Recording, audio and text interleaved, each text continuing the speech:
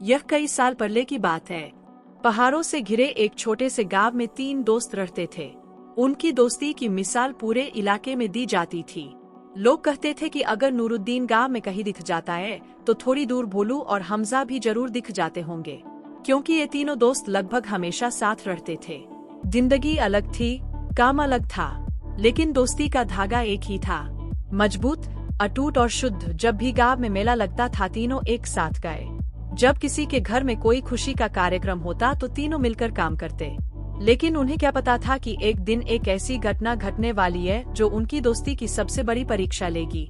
एक ऐसी घटना जो उन्हें सोचने पर मजबूर कर देती है कि वे जीवन भर अल्लाह का शुक्रिया अदा करेंगे। और उस घटना की शुरुआत एक बरसाती शाम से हुई। समय का पहिया धीरे धीरे घूमता रहा। बचपन की शरारतें कब जवानी में बदल गई, इसका एहसास तीनों को हुआ ही। अब जिम्मेदारी बढ़ने लगी। परिवार चलाने के लिए आय की आवश्यकता थी। गांव छोटा है, काम कम है। खेत इतने छोटे थे कि उनसे परिवार का खर्च मुश्किल से निकल पाता था। एक शाम 3 दोस्त गांव में एक पुराने बरगद के पेड़ के नीचे बैठे थे। नूरुद्दीन ने आय भर कर कहा, मित्र, यहाँ से क्या होगा? मैंने सुना है कि पास के कस्बे चौधरीपुर में काम की कोई कमी नहीं है। भोलू तुरंत सहमत हो गया, और अगर हम तीनों एक साथ चलेंगे तो खतरा कम हो जाएगा। हमजा कुछ देर चुप रहने के बाद उसने कहा, ठीक है दोस्त, चलो। व्यास ने उस रात एक निर्णय लिया। सूरज उगने से पहले वे तीनों अपने छोटे बैग लेकर गांव से बाहर निकल गए। कुछ घंटों की यात्रा के बाद वे चौधरीपुर पहुँचे। शहर का आलम देखकर तीनों हैरान रह जाते हैं। ऊंची ऊंची दुकानें, शोर शराबे वाली सड़कें और चारों ओर लोगों की हलचल। लेकिन अब असली चुनौती काम ढूंढने की शुरू होती है। नूरुद्दीन ईमानदारी की प्रतिमूर्ति थे। वह एक व्यापारी के पास आया और उसे नौकरी मिल गई। कुछ ही महीनों में उसने बिजनेसमैन का दिल जीत लिया। यहाँ तक कि व्यापारी की दुकान का सारा हिसाब किताब भी वही करता था। भोलू को शहर की एक सराय में नौकरी मिल गई। दूर दूर से यात्री वहाँ ठहरते थे। भोलू का काम खाना परोसना था, घर की सफाई करना और यात्रियों की सेवा करना। उनकी मुस्कुराहट और खुशमिजाज स्वभाव ने सभी का दिल जीत लिया। हर यात्री जाते समय उनसे प्रार्थना करता था। हमजा को शहर के बाहर एक जमींदार के खेत में काम मिल गया। वह सुबह से शाम तक पसीना बहाता रहता था। धूप हो या बारिश, कभी काम नहीं छूटा। जमींदार उसकी मेहनत से इतना खुश हुआ कि उसने तुरंत उसे खेत की बड़ी जिम्मेदारी दे दी। हालांकि 3 दोस्त एक ही शहर में थे, लेकिन काम के सिलसिले में वे अलग रहते थे। एक साथ बैठना कम हो गया, लेकिन जब भी हम मिले तो पुराने दिन याद आ गए। वे गांव की यादों में खोए हुए थे। इसी तरह पूरा 1 साल बीत गया। एक दिन नूरुद्दीन ने अपने दोनों मित्रों को बुलाया और कहा, वैसाब, हमें गांव वापस चलना चाहिए। परिवार वाले भी हमारा इंतजार कर रहे हैं। भोलू ने कहा, हाँ दोस्त, और अब हमारे पास परिवार के सदस्यों की मदद करने के लिए पर्याप्त आय है। हमजा, उसने उसके सिर को हिलाकर रख दिया। आप बिल्कुल सही कर रहे हैं। तो देर किस बात की? अगली सुबह सूरज निकलने से पहले ही चौधरीपुर की सड़कों पर हंगामा मच गया। दुकान के सामने झाड़ू लगाई जा रही थी। दूर बैलगाड़ियों की खड़खड़ाहट सुनाई दे रही थी। ऐसी ही एक सुबह नूरुद्दीन, भोलू और हमजा को अपने ठिकानों से शहर के बाहर एक पुराने बरगद के पेड़ के नीचे मिलना था। यही वह जगह है जहां से उन्होंने कल रात तय किया था कि वे तीनों गांव जाएंगे। यात्रा शुरू होगी। नूरुद्दीन सबसे पहले पहुँचे। उसके कंधे पर मजबूत कपर। कितनी खुश होगी? नूरुद्दीन ने हंसकर कहा, हाँ, 1 वर्ष तो बहुत लंबा है। उस समय परिवार वालों को भी हमारी चिंता हो रही होगी। उसी समय हमजा भी पैदल ही तेजी से वहां पहुंच गया। वह पुराना परिश्रम, वह दृढ़ निश्चय है। आते ही उसने दोनों को गले लगाया और कहा, चलो भाइयों, मुझे देर नहीं होगी। मैं जितनी जल्दी निकलूंगा उतनी जल्दी अपने गांव पहुंच जाऊंगा। तीनों ने एक बार पीछे मुड़कर चौधरीपुर की ओर देखा। यह वह शहर है जहां उन्होंने पूरे साल मेहनत की, बहुत कुछ सीखा, अपनी नीति बदलने की कोशिश की। लेकिन अब मन में एक ही चाहत है, अपने गांव की मिट्टी पर कदम रखने के लिए। जैसे ही हम शहर से बाहर निकले, सड़क धीरे धीरे सुनसान हो गई। पक्की सड़क समाप्त हो गई और कच्ची सड़क शुरू हुई जो छोटी छोटी पहाड़ियों के बीच से होकर गुजरती थी। तीनों दोस्त अपने पिछले वर्षों के बारे में बात करते रहे। भोल ने हंसकर सराय की कहानी बताई। एक बार एक यात्री ने रात में एक भूत देखा और इतना चिल्लाया कि पूरी सराय में लोग चिल्लाने लगे। जाग गया और आखिरकार पता चला कि वह सिर्फ एक बिल्ली थी। तीनों की हंसी से सुनसान जगह भीड़ हो गई। नूरुद्दीन और गोदाम की अनेक घटनाएं सुनने को मिली। पहले तो व्यापारी को उस पर विश्वास कैसे नहीं हुआ, लेकिन धीरे धीरे उनकी ईमानदारी देखकर दुकान का सारा हिसाब किताब उनके हाथ में आ गया। हमजा ने भी मुस्कुराते हुए कहा, अगर मैं कुछ दिन और रुक जाता तो शायद जमींदार खेत की पूरी जिम्मेदारी मुझे दे देते। वो चलते वक्त हंसता था, कभी कभी गाँव यादों में खो जाता था। उन्हें बचपन में इस सड़क पर मेलों में जाना याद था और रास्ते में वह थका हुआ होने पर भी गाते हुए घर लौटता था। धीरे धीरे दोपहर होने लगी थी। नूरुद्दीन ने आकाश की ओर देखा और थोड़ा चिंतित होकर बोला, मुझे लगता है कि मौसम बदलने वाला है। दरअसल आसमान में काले बादल उमड़ने लगे। हवा पहले से भी अधिक तेज चल रही थी और पेड़ की शाखाएं जोर जोर से झूल रही थी। भूल ने मजाक करते हुए कहा, अरे वर्षा भाई, दिन में बादल आते रहते हैं, थोड़ा सा पानी भी गिर गया तो क्या होगा। लेकिन हमजार भी अजीब लग रहा था। उसने दूर के पहाड़ों की ओर देखा और कहा, मत भूलो, यह थोड़ी सी बारिश नहीं लगती, हवा भी काफी तेज चल रही है। तीनों ने अपनी गति पकड़ ली। वे जल्दी से पहाड़ी रास्ता पार कर खुले मैदान में पहुंच जाना चाहते थे, लेकिन जैसे जैसे मौसम बढ़ता गया, यह खराब होता गया। कुछ ही देर में आसमान पूरी तरह काले बादलों से ढक गया। चला गया दिन होने के बावजूद अंधेरा छा गया। अचानक हवा का एक झोंका आया और इसके साथ ही आकाश में भयंकर गड़गड़ाहट हुई। भुल्लू थोड़ा घबराया और बोला, लगता है हमें जल्दी चलना होगा। नूरुद्दीन ने गंभीर स्वर में कहा, हाँ, और सावधान रहना। इस क्षेत्र में बारिश के दौरान पहाड़ों से पानी नीचे की ओर बहता है। तीनों तेजी से आगे बढ़ने लगे। हवा तेज चल रही थी और आकाश में बादलों की गड़गड़ाहट बार बार चमक रही थी। उन्हें कोई अंदाजा नहीं था कि क्या होने वाला है। कुछ ही पलों में प्रकृति का भयावह रूप सामने आने वाला है, जो उनके जीवन की सबसे बड़ी परीक्षा होगी। जो सड़क एक पल पहले शांत और सामान्य लग रही थी, वह अचानक खतरनाक लगने लगी। तीनों दोस्तों को एहसास हुआ कि मौसम बहुत खराब हो गया है। उन्होंने अपने चलने की गति बढ़ा दी, लेकिन प्रकृति उनसे भी तेज दौड़ रही थी। कुछ देर बाद आसमान से बड़ी बड़ी बूंदें गिरी, पानी बरसने लगा।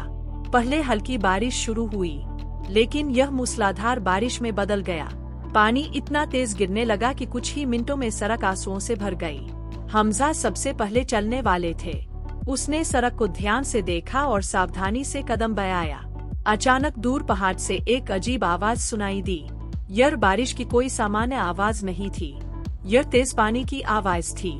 हमजा अचानक रुक गया। उसने ध्यान से सुना। तभी वह घबरा गया और बोला, नूरुद्दीन भाई, पहाड़ से पानी गिर रहा है। नूरुद्दीन का चेहरा तुरंत गंभीर हो गया।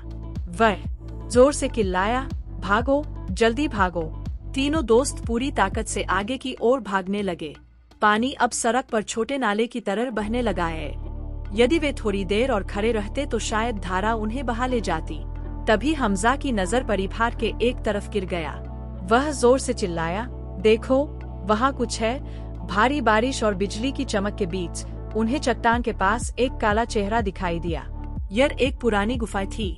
नूरुद्दीन को तुरंत एहसा तक हमें उस गुफा में शरण लेनी होगी। तीनों दोस्त तेजी से उस ओर भागने लगे। कुछ ही क्षणों में वे थे गुफा के मुहाने पर पहुँचे। गुफा का मुंह बड़ा था और अंदर अंधेरा था। भुल्लू थोड़ा डर गया और बोला, क्या पता अंदर क्या है। नूरुद्दीन ने कहा, अब इन बातों पर विचार करने का समय नहीं है। पानी बरस रहा है, अंदर आओ। तीनों तेजी से गुफा में दाखिल हुए। अंदर जाने पर उन्होंने राहत की सांस ली। कम से कम अब वे भारी बारिश और बाढ़ से सुरक्षित है। गुफा के अंदर ठंडक और गहरा सन्नाटा था। बाहर दीवार पर बारिश की आवाज आ रही है, ठहाका गूंज रहा था। भोलू ने कहा, अल्हम्दुलिल्लाह, यदि मुझे यह गुफा न मिली होती तो आज अनर्थ हो जाता। हमजा इस पर राजी हो गया, लेकिन ठीक उसी समय गुफा के बाहर से एक भयानक शोर सुनाई दिया। मुझे ऐसा लग रहा है जैसे कोई बहुत बड़ी चीज गिर गई हो। तीनों मित्र आश्चर्य से गुफा के मुहाने की ओर देखने लगे और अगले ही पल उन्होंने देखा कि एक बहुत बड़ा पत्थर लुढ़क कर गुफा के मुहाने पर गिर गया है। गुफा के अंदर आने वाली सारी रोशनी अचानक गायब हो गई। चारों ओर अचानक अंधेरा छा गया। वोलू की घबराई हुई आवाज गूंजी, हे भगवान, क्या हुआ। अब तीनों दोस्तों को एहसास हुआ कि जिस गुफा को वे अपनी जान बचाने की जगह समझ रहे थे, वह अब उनकी जेल बन गई है। कुछ देर तक कोई नहीं बोला। सबसे पहले भोलू की घबराई हुई आवाज सुनाई दी, नूरुद्दीन भाई, लगता है हम सचमुच फंस गए हैं। नूरुद्दीन धीरे धीरे गुफा के मुख की ओर गया। हाथों में हाथों से पत्थर महसूस हुआ। पत्थर इतना बड़ा और भारी था कि उसे हिलाना नामुमकिन था। थोड़ा सा हिलना नामुमकिन सा लग रहा था। हमजा भी आगे आए और बोले, आइए सब मिलकर प्रयास करें। तीनों ने अपनी पूरी ताकत से चट्टान को धक्का दिया। 1 बार, 2 बार, 3 बार, लेकिन पत्थर टस से मस नहीं हुआ। थककर और निराश होकर वे वहीं बैठ गए। भूल ने निराश होकर कहा, हम तीनों एक साथ नहीं चल सकते। यह पत्थर किसी पहाड़ के टुकड़े जैसा है। हमजा ने क्रोधित स्वर में कहा, काश हम इस गुफा में न आए होते। नूरुद्दीन ने शांत स्वर में कहा, अगर हम बाहर रहते तो पानी हमें बहा ले जाता, कम से कम अब तो हम जीवित हैं। वे तीनों कुछ देर तक चुपचाप बैठे रहे। अचानक गुफा के अंदर से एक अजीब आवाज गूंजी। आवाज भारी और रहस्यमयी थी। सुनो लोगों। तीनों दोस्त चौंक कर उठ खड़े हुए। भोलू घबराकर बोला, कौन है? कुछ पल फिर सन्नाटा छा गया। तभी आवाज फिर गूंजी, यदि आप यहाँ से निकलना चाहते हैं तो आप में से प्रत्येक को अपने जीवन में कुछ अच्छा याद रखना होगा। भोलू ने आश्चर्य से नेकी से पूछा। आवाज ने हाँ कहा, एक ऐसा काम जो तुमने केवल अल्लाह की प्रसन्नता के लिए किया है, बिना कोई लालच या लोभ दिखाए। यदि आपकी बात सत्य है तो यह पत्थर धीरे धीरे दूर हो जाएगा। फिर आवाज थोड़ी तेज हो गई, और मेरे पास एक अच्छा विकल्प है, मेरे पास एक अच्छा विकल्प है। तीनों दोस्तों ने एक दूसरे की ओर देखा। अब ये जिंदगी का सवाल है। थोड़ी देर के लिए गुफा में गहरा सन्नाटा छा गया। मेरे पास अच्छा विकल्प है, एक अच्छा विचार एक और अधिक पढ़े, यह एक अच्छा विचार है। वोलू ने कहा, लेकिन पहले कौन कहेगा? मेरे पति के लिए यह एक अच्छा विकल्प है, और यह भी एक अच्छा विचार है। ठीक है, मुझे एक और चीज मिलनी चाहिए। हमजा ने कहा, हाँ नूरुद्दीन भाई, आप शुरू करें। नूरुद्दीन कुछ क्षणों तक चुप रहा, मानो अपने पुराने पन्ने पलट रहा हो। फिर वह धीरे धीरे बोलने लगा, यह उस समय की बात है जब मेरे पिता और माँ बहुत बूढ़े थे। मैदान छोड़ा था। इतनी फसल नहीं हुई कि परिवार आराम से रह सके। कई बार ऐसा हुआ कि 2 वक्त का खाना मुहैया कराना मुश्किल हो गया। उन दिनों पूरे क्षेत्र में सूखा पड़ा हुआ था। कई घरों में अनाज तक नहीं बचा। हमारे घर की हालत भी बहुत खराब थी। हम सभी ने पालक खाते हुए काफी लंबा समय बिताया है। वह रुका और बोला, एक रात की बात है। घर में दूध थोड़ा ही था। मैं बहुत चिंतित था कि इसे किसे दूं। तभी मैंने देखा कि मेरे बूढ़े पिता और माँ को 2 दिनों से कुछ भी खाने को नहीं मिला है। वे दोनों इतने कमजोर थे कि ठीक से चल भी नहीं पा रहे थे। नूरुद्दीन का स्वर व्यथित था। मैंने बहुत देर तक सोचा। तब मैंने उन हाथों को महसूस किया जिन्होंने मेरा पालन पोषण किया। वो आंखें जो मुझे प्यार से देखती थीं। यह उनका पहला अधिकार है। नूरुद्दीन ने यह भी कहा, मैंने वह दूध अपने पिता और माता के सामने रख दिया। पहले तो उन्होंने ऐसा नहीं किया, लेकिन मैंने उन्हें समझाया कि यह उनका अधिकार है। उन्होंने धीरे धीरे वह दूध पी लिया। नूरुद्दीन कुछ क्षणों तक चुप रहा, फिर कहा कि उस रात मेरे बच्चे मेरे पैरों पर रो रहे थे। सो गई। मेरी पत्नी भी बहुत उदास थी, लेकिन मुझे मानसिक शांति थी कि मैंने अपने माता पिता का अधिकार अर्जित कर लिया है। गुफा के अंदर कुछ पल के लिए सन्नाटा छा गया। उसकी बातें सुनकर मानो पूरी गुफा सोच में पड़ गई। तभी गुफा के बाहर से हल्की सरसराहट की आवाज आई। भोलू घबरा गया और बोला, नूरुद्दीन भाई, यह कैसा शोर है? हमजा तुरंत उठा और गुफा के मुहाने की ओर चला गया। अंधेरे में भी वह थोड़ा उजियाला में रोशनी देख सकता था। उसने उत्साहित होकर कहा, नूरुद्दीन भाई, देखो, पत्थर के दूसरी तरफ एक छोटा सा छेद हो गया है। रोशनी आ रही है। वोलू की आवाज खुशी से भर गई। ऐसा लगता है कि रहस्यमय आवाज सच बोल रही थी। ठीक उसी समय गुफा के अंदर फिर से भारी आवाज गूंज उठी। पहला अच्छा सत्य था। अब आगे बढ़े।